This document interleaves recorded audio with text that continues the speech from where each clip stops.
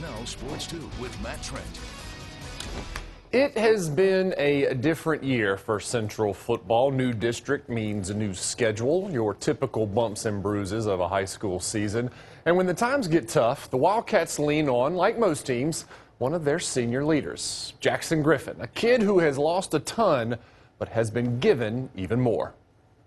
If I wouldn't have ran that route, I pretty much would have been dead. So I thank myself for running a horrible route on that fateful night in November.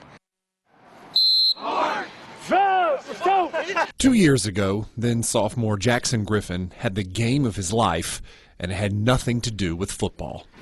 I was supposed to run a slant. That was my assignment on that play, and kind of didn't do a good job on it and kind of pulled out my groin, or so I thought. But after days of constant rehab, the pain in his leg never got better. When I went to my physical therapist, he said, "Come feel this. This doesn't feel right." I go into the MRI, get it done. We get a call about like a week and a half later.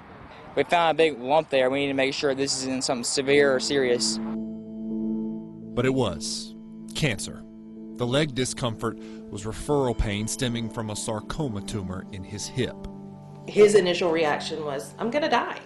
It built into the nerves, like where it damaged him so bad and killed him basically, to where it just paralyzed my leg from like my hip down. He was in a massive amount of pain. That tumor was huge. It was over the size of a grapefruit. If it was untreated back in that game around November, I would have been dead within a year, they said.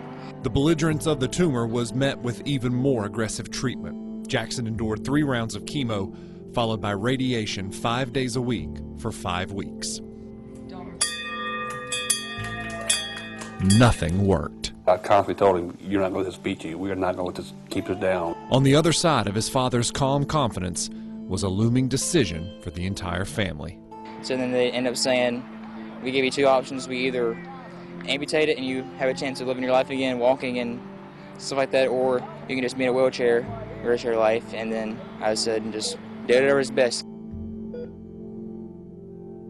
I wake up and on July 22nd of 2021 with no leg. Through 6.5 hours of surgery, Jackson's leg was fully amputated, cut right below the hip. And at that point, it was extremely jarring. You know, like, oh my gosh, our child literally is coming home with 1 leg.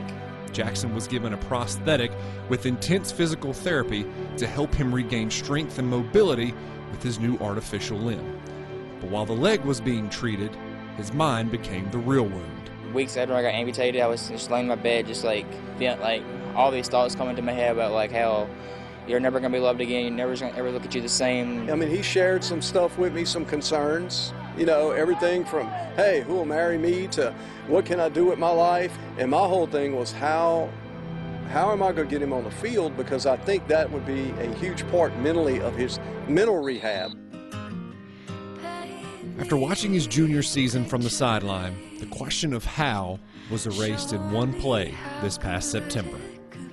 Like the last 2 years, even though as hard as they were, you could just see this was the reason why, right here. This is what he worked so hard for.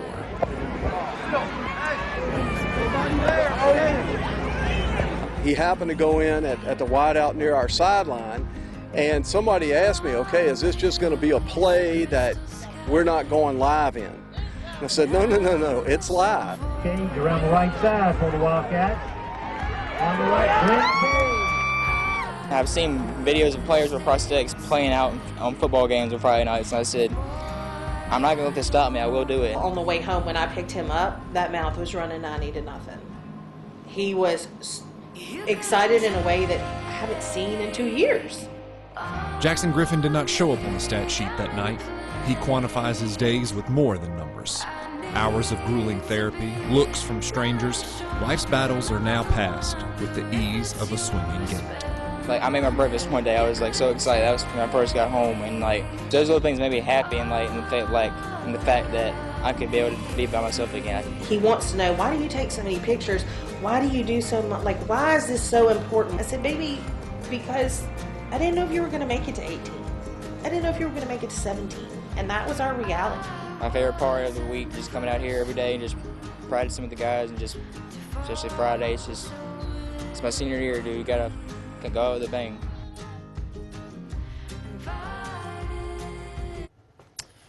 What a rock star Jackson Griffin is. Now, last year, Jackson's cancer did come back, this time in his lungs, but per usual, he stared it right in the face and cancer blinked. A short surgery removed it, and it's been clean scans ever since. And as if he doesn't have enough metal in his life, Jackson plans on becoming a welder after high school, always bringing things together. That's it for sports. We're back after this.